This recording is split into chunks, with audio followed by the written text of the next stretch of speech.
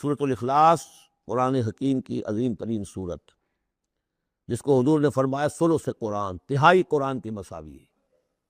توحید باری تعالیٰ پر جامع ترین سورت، مختصر ترین اور جامع ترین۔ قل هو اللہ احد، کہہ دیجئے وہ اللہ ایک ہے، نہیں تنہا ہے۔ ایک کے لیے لفظ واحد ہے، واحد سے تو اسنان ثلاثہ شروع ہو جاتی ہے، اکیلا، the most unique person۔ قل هو اللہ احد، تنہا ہے، اللہ الصمد، باقی تمام مخلوقات کا وہی مرجع ہے۔ صمد کہتے ہیں بڑی چٹان کو، جس کا سہارا لیتے تھے لڑنے کے وقت، کہ پیچھے چٹان اچھی ہو تاکہ پیچھے سے دشمن جو ہے حملہ نہ کر سکے۔ پھر یہی لفظ آ جاتا تھا سرداروں کے لیے کہ جن کی طرف رجوع کرتے تھے لوگ۔ تو یہ کہ اصل میں اللہ تو ہے، خود بخود قائم ہے، اپنے بل پر قائم ہے، کسی نے بنایا نہیں اسے، اس کی حیات مستعار نہیں ہے، اس کی حیات اپنی، اس کا علم اپنا۔ باقی جو بھی کائنات کے اندر مخلوقات ہیں وہ سب اس کی بدولت ہے۔ لا یحیطون بشیء من علمہ الا بما شاء، ان کا وجود بھی اللہ کا عطا کردہ، انہیں حیات بھی مستعار ہے، مانگی ہوئی ہے۔ عمر دراز مانگ کے لائے تھے 4 دن، اور وہ مانگی ہوئی زندگی ہے، جب چاہے گا لے لے گا ہم سے، ہماری زندگی اپنی تو نہیں ہے۔ لیکن یہ کہ باقی تمام مخلوقات کو تھامے ہوئے ہے، اور یہ وہی ربط و تعلق ہے جو میں نے آپ کو بتایا تھا اسم اعظم، الحی القیوم، خود زندہ اور باقی سب کو تھامے ہوئے۔ کل کائنات اس کی توجہ کی وجہ سے قائم ہے۔ لم یلد ولم یولد، نہ اس نے جنا اور نہ وہ جنا گیا، نہ اس کے کوئی ماں باپ، نہ اس کی کوئی اولاد، نہ اس کی کوئی جوڑی، مت جورو اور بیوی، مت اتخذ صاحبۃ ولا ولدا، یہ ہم پڑھ چکے ہیں قرآن۔ اس اعتبار سے نفی ہو گئی کہ کچھ لوگوں نے اس کے لیے بیٹیاں تجویز کر دی، فرشتوں کو خدا کی بیٹیاں بنا دیا۔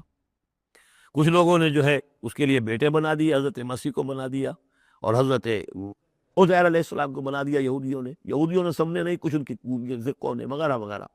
لیکن یہ کہ اس کا معاملہ یونیک ہے، نہ اس نے کسی کو جنا، نہ وہ کسی سے جنا گیا۔ وَلَمْ يَكُنْ لَهُ كُفُوًا أَحَدٌ، اور نہیں ہے اس کا کوئی بھی، اب کفو جو کہتے ہیں برابری کا، کسی حیثیت سے اس کے برابر، کفو، ہم پلہ، ضد، ند، مثل، مثال، مثیل، کوئی نہیں، کوئی اس کا ہم پلہ نہیں ہے، کوئی اس کا ہم رتبہ نہیں ہے، کوئی اس کا کفو نہیں ہے۔ آخری 2 صورتیں یہ گویا کہ قرآن مجید کے اختتام پر 2 پہرے دار ہیں۔ یہ 2 صورتیں ہیں کہ جو اصل میں مدنی صورتیں ہیں، نازل ہوئی ہیں مدینہ منورہ میں، اور ان کا زمانۂ نزول کے اعتبار سے شان نزول بھی ہے کہ ان کا حضور پر ایک مرتبہ جادو کیا گیا تھا، تو اس جادو کے اثرات کو ظاہر کرنے کے لیے یہ آیات پھر اتری ہیں، اور حضور نے پھر جب ان کی بار بار تلاوت کی ہے تو وہ جادو کے اثرات، ایک یہودی نے کیا تھا جادو آپ پر، جس سے آپ کچھ چیزیں بھول جاتے تھے، کافی آپ کو دیر کو تکلیف رہی ہے۔ صحیح بخاری کے اندر یہ روایت موجود ہے۔ ہمارے جلیل کچھ ریشنلسٹ ہیں اور جو خاص طور پر منکر حدیث ہیں، وہ سمجھتے ہیں کہ اس میں تو توہین ہے رسول کی، کہ جادو کا اثر ہو سکتا ہے۔ رسول بھی اس اعتبار سے بشر ہوتے تھے، تلوار کا اگر کاری زخم پڑا ہے تو خون نکلا ہے، اور خون نکل گیا ہے تو زوفتاری ہوا ہے، زوفتاری ہوا تو بے ہوشی بھی ہوئی ہے۔ یعنی یہ جسم جو ہے ان کا، اس کے اعتبار سے جو بھی بخار آپ کو چڑھا ہے، بخار میں تکلیف ہوئی ہے، عالم نزع میں نہایت شدید تکلیف ہوئی ہے۔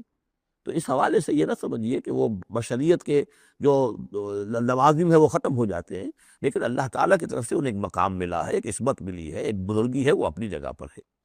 تو جادو کا وہ واقعہ بالکل صحیح ہے جو ہوا ہے، لیکن اس کے لیے اب یہ 2 صورتیں ہیں، اور یہاں خاص طور پر نوٹ کر لیجئے کہ یہ معوذتین، یہ ایک صورت بھی ہو سکتی تھی، لیکن قرآن حکیم میں جو عام مزاج ہے کہ صورتیں جوڑوں جوڑوں کی شکل میں ہے، تو 2 حصوں میں تقسیم کر دیا۔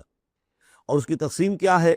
ایک وہ چیزیں ہیں جو انسان پر باہر سے حملہ آور ہوتی ہے، اور ایک چیز وہ ہے جو انسان کے اپنے اندر سے حملہ آور ہوتی ہے۔